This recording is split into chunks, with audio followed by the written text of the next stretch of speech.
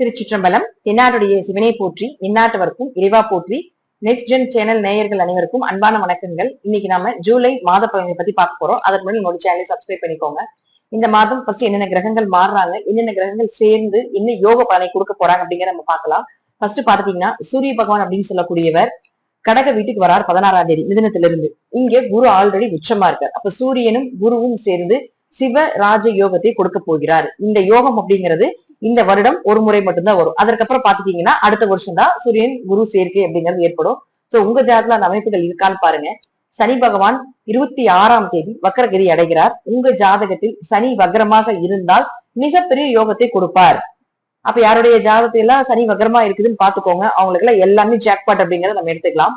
அடுத்தது சுக்கிரன் கேதுவோட சேர்ந்து சிம்ம வீட்டுல பயணப்பட போகிறார் இந்த மாதம் முழுவதும். பொதுவாக சுக்கிரன் கேது சேர்க்கை, சுக்கிரன் ராகு சேர்க்கை, சுக்கிரனுக்கு திரிகோணத்தில் ராகு கேதுக்கள் இருப்பது, ராகு கேது சாரத்தில் சுக்கிரன் இருப்பது, இதெல்லாம் ஒரு பெண் சாபத்தினுடைய அமைப்பை கொடுக்கக்கூடிய ஒரு சேர்க்கை அப்படிங்கிற நம்ம எடுத்துக்கலாம். அதே போல ரிஷபத்திலையும் துலாத்திலையும் ராகு கேதுக்கள் இருந்தாலும் இது ஓரளவுக்கு பொருந்தி வரும் அப்படிங்கிறது உண்டு. இது இந்த சுக்கிரன் கேது சேர்க்கை, இந்த பெண் சாப அமைப்பா நம்ம சொல்றது ஒரு யோகத்தையும் கொடுக்கும், அதே போல ஒரு வகையான கெடுதலையும் செய்யும் அப்படிங்கிற அமைப்புகளும் உண்டு. இந்த சேர்க்கை உங்களுக்கோ அல்லது உங்க குழந்தைகளுக்கோ அல்லது உங்க குடும்பத்துல யாருக்காவது இருக்கான்னு பாருங்க. அப்படி இருந்தால் இந்த ஒரு மாத காலகட்டங்கள் மட்டும் கொஞ்சம் கவனமாக இது செயல்பட வேண்டும் அப்படிங்கிறதா உண்மை. இந்த சேர்க்கை மூலமாக யோகத்தையும் தரக்கூடிய அமைப்பும் உண்டு. நாம இப்ப வரக்கூடிய இந்த பதிவுல யாருக்கெல்லாம் இந்த கிரக சேர்க்கைகள் எல்லாம் யோகத்தையும், யாருக்கெல்லாம் ஏதாவது ஒரு பாதகத்தையும் கொடுக்க போகுது அப்படிங்கிறத நாம முழுமையாக பார்க்கலாம். தன் பாரத்தை மட்டும் இல்லாமல் மற்றவர்களுடைய பாரத்தையும் சேர்ந்து தாங்கி கொண்டிருக்கக்கூடிய சிம்ம ராசி அன்பர்களுக்கு இந்த மாதம் அப்படின்னு பாத்துட்டீங்கன்னா, ராசி அதிபதியாக இருக்கக்கூடிய சூரியன் 11ஆம் இடம் சொல்லக்கூடிய லாபஸ்தானத்துல 16ஆம் தேதி வரைக்கும் சூப்பரா ஜம்முன்னு கால் மேல கால் போட்டு கொண்டிருக்காரு. யாரோட 2 மற்றும் 11ஆம் அதிபதி பணத்துக்கும் லாபத்துக்கும் குடும்பத்துக்கும் சொந்தக்காரரா பொறுப்பேற்று இருக்கக்கூடிய புதனோட சேர்ந்து கொண்டிருக்காரு. இது எவ்வளவு பெரிய யோகம். இந்த யோகம் திரும்பி வர்றதுக்கு இன்னும் அடுத்த வருஷம் வரும். சோ இது ஏன் சொல்றேன் அப்படின்னு பாத்தீங்கன்னா, இந்த மாசம் யூஸ் பண்ணிக்கோங்க 16ஆம் தேதி வரைக்கும். என்ன காரணம் அப்படின்னா 16ஆம் தேதிக்குள்ள சூரியன் விரைட்டுக்கு வந்துடும். அஷ்டம சனி நடக்குது, பணம் வர்றதே பெரும்பாடா இருக்கு, வேலை கிடைச்சதே பெரும்பாடா இருக்கு, வேலையில பிரச்சனைகள் தலைக்கு மேல இருக்குது, வேலை விட்டு போயிடலாமா அப்படிங்கறதுல நிறைய கன்ஃபியூஸ் ஆயிட்டு இருக்கக்கூடிய ராசியில இந்த சிம்ம ராசி முதல் தரத்துல நிக்கிறீங்க. அப்படி பார்க்கும்பொழுது இந்த சிம்ம ராசிக்கு வேலை வாய்ப்புகள் அப்படிங்கிறது சூப்பரா இருக்குது இந்த மாசம். சோ ராசி அதிபதியாக இருக்கக்கூடியவர் 11ஆம் இடத்துல லாபஸ்தானத்துல இருக்கும்பொழுது முழுக்க முழுக்க முழுக்க வருமானத்தையும் லாபத்தையும் கொடுக்கக்கூடிய ஒரு காலகட்டங்கள். புதாத்திய யோகத்தோட உட்கார்ந்திருக்காரு ராசி அதிபதி. படித்த படிப்புக்குண்டான வேலை, வேலைக்குண்டான நல்ல சம்பளம், சம்பளத்துக்குண்டான உயர் பதவி, இதெல்லாம் சூப்பரா கிடைக்க போகுது. சோ ஏதாவது ட்ரை பண்ணுங்க. அஷ்டம சனி நடக்குது அப்படின்னா பிரச்சனைகள் உண்டு, அதெல்லாம் கிடைக்கிறதுக்கு கொஞ்சம் வாய்ப்புகள் குறைவுதான். பட் இருப்பினும் ஜாதகத்துல தசாபுத்திகள் நல்லா இருந்து ஒரு மூவிங் போயிட்டு இருக்கு உங்க ஜாதகத்துல அப்படின்னா சோ இதெல்லாம் ட்ரை பண்ணலாம். அல்லது உயர் பதவிக்கு உண்டான விஷயத்த நீங்க கேட்கலாம். இப்போ உங்க பேச்சுக்கு மரியாதை உண்டு.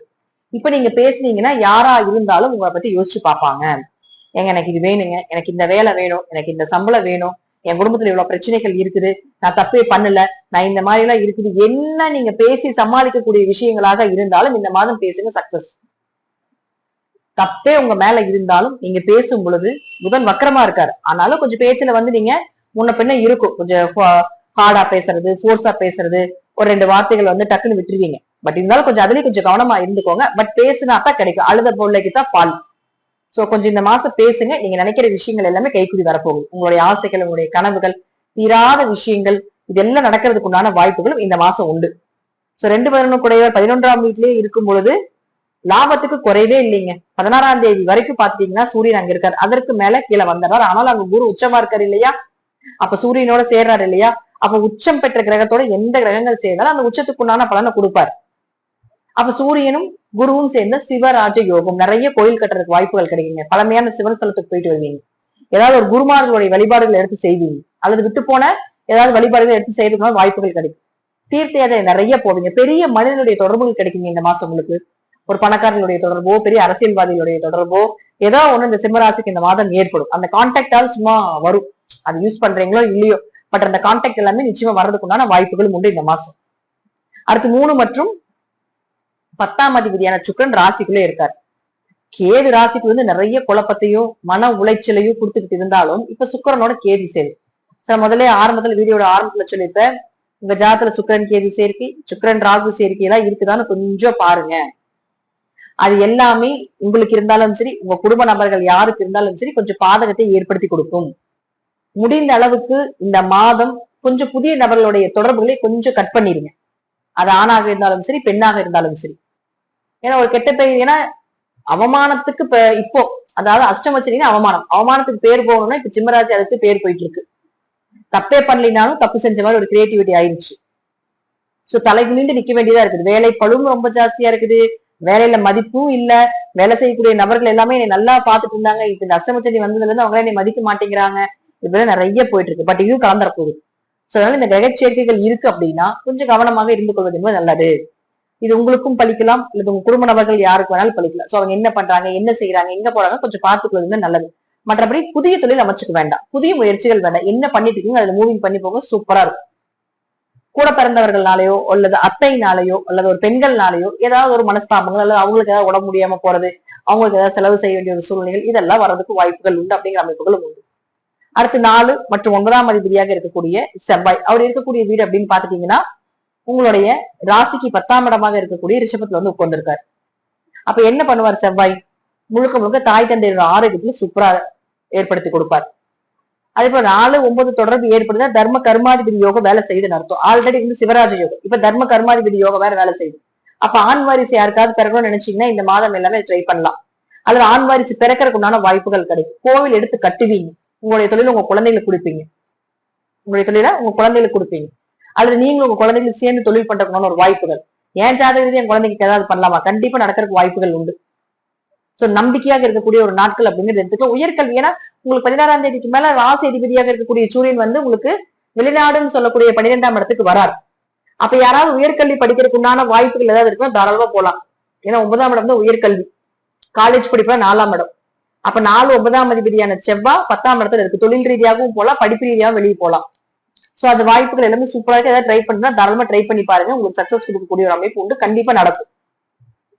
அதாவது வேலை மாற்றம் பண்ணலான்னு இருக்கேங்க, இந்த இடத்துலயே இருக்க, பட் இதே கம்பெனி எனக்கு வெளியூர்ல கிடைக்குமா, வேற ஏதாவது போஸ்டிங் கிடைக்குமா? 12ஆம் இடம்ங்கிறது டிரான்ஸ்பர் சம்பந்தப்பட்ட விஷயத்த சொல்லக்கூடியது. சோ கண்டிப்பா டிரான்ஸ்பர் கிடைக்கும். அது கவர்மெண்ட் ஜாப்ல இருக்கக்கூடியவர்களுக்கும், அரசாங்க சம்பந்தப்பட்ட, அரசியல் சம்பந்தப்பட்ட, பேங்கிங் சம்பந்தப்பட்ட, ஆசிரியர் சம்பந்தப்பட்ட இந்த துறையில் இருக்கக்கூடியவர்களுக்கு கண்டிப்பா வேலை மாற்றம் எதிர்பார்த்துட்டு இருக்கீங்க அப்படின்னா கண்டிப்பா ட்ரை பண்ணுங்க, போய் பேசுங்க, நிச்சயமா கிடைக்கிறதுனால வாய்ப்புகள் உண்டு. 16ஆம் தேதிக்கு மேல சனி வக்கரகதி அடைகிறார்.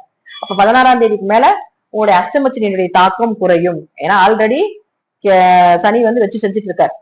இப்போ அது வக்கரம் அடையும் பொழுது கொஞ்சம் அவருடைய பார்வையினுடைய தாக்கம் குறையும். அப்ப கெடுபலன்கள் கொஞ்சம் குறையதுக்குண்டான வாய்ப்புகள் உண்டு.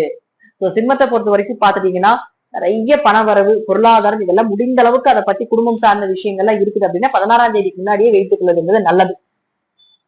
வேலை சார்ந்த விஷயம், வெளிநாடு சார்ந்த விஷயங்கள், யாராவது போய் பார்க்கணும், சந்திக்கணும், பெரிய நபர்களுடைய தொடர்புகள் வருதெல்லாம் அது 16ஆம் தேதிக்கு மேல வரும். பட் பண வரவுக்கு குறைவு இருக்காது. ஏன்னா லாபஸ்தானத்தில் பண வரவுக்கு இந்த மாதம் குறைவில்லாத மாதமாக இருக்கும் அப்படிங்கறத உண்மை. எப்படியும் சம்பாரிச்சிடலாம். ஏன்னா அஷ்டமசனியில் பணம் வர்றது கொஞ்சம் கடினமா இருக்கும், பட் இப்ப கொஞ்சம் ஈஸியா வரும். ஏன்னா உங்களுடைய 6ஆம் இடத்தை குரு பார்க்கறதுனால கடன் அடைக்கிறதுக்கு ஒரு வாய்ப்புகள் நிச்சயமா கிடைக்கிறதுக்கான வாய்ப்புகளும் உண்டு. எப்படி கொஞ்சமாவது கடன் அடைப்பீங்க. ஏதாவது வீடோ மனைகளோ சொத்துக்களோ ஏதாவது பிரச்சனைகள் இருக்குது அப்படின்னா ஒரு தீர்வு கிடைக்கும். தீர்வுங்கிறது முழுமையா கிடைக்காது, ஒரு ஐடியா கிடைக்கும். சரி இது பண்ணா இது நல்லா இருக்குமா அப்படின்னு ஒரு யோசனைகள் உங்களை வந்து வழிநடத்தும் அப்படிங்கிற அமைப்புகளும் உண்டு. முழுக்க முழுக்க சிம்மராசிக்கு நன்மைகள் இந்த மாதம் நிறைய இருக்கு. பணவரவு, குடும்பம் இதெல்லாம் சூப்பரா இருக்குது. போய் பேசுங்க, எந்த விஷயமா இருந்தாலும் தைரியமா நின்று பேசுங்க. நீங்க நினைக்கிறது, நீங்க எப்படி வேணும்னு நினைக்கிறீங்களோ, அது எந்த மாதிரி ப்ரொசீஜர்ல வேணும்னு நினைக்கிறீங்களோ அது எல்லாமே ஒரு துளி இன்ச்சு மாறாம உங்களுடைய டிராயிங், உங்களுடைய பிளானிங் எல்லாமே சூப்பரா இருக்கக்கூடிய ஒரு மாதமாக சிம்மத்துக்கு இந்த மாதம் இருக்கும் அப்படிங்கிறது தான் உண்மை. இதெல்லாமே பாத்துட்டீங்கன்னா என்ன வழிபாடு, அதை விட என்ன வழிபாடுகள் பண்ணலாம் அப்படிங்கிறத நம்ம பார்க்கலாம். ஃபர்ஸ்ட் இப்போ வந்து ராசிக்குள்ளேயே இந்த சுக்கிரன் கேது இருந்து அவமானங்களை கொடுத்துரும் அப்படின்னு கொஞ்சம் பயங்கள் இருந்தால் காவல் தெய்வ வழிபாடுகள், உக்கிர தெய்வமான துர்க்கை, காளி, பிரித்திங்கரா இது போல உக்கிரமாக இருக்கக்கூடிய தெய்வத்தை வழிபாடு செய்வது என்பது ரொம்ப நல்லது. உங்க வீட்டுக்கு பக்கத்துல ஏதாவது கண்ணகி கோயில் அப்படின்னு இருந்ததுன்னா அந்த கண்ணகி கோயிலுக்கு போயிட்டு வாங்க.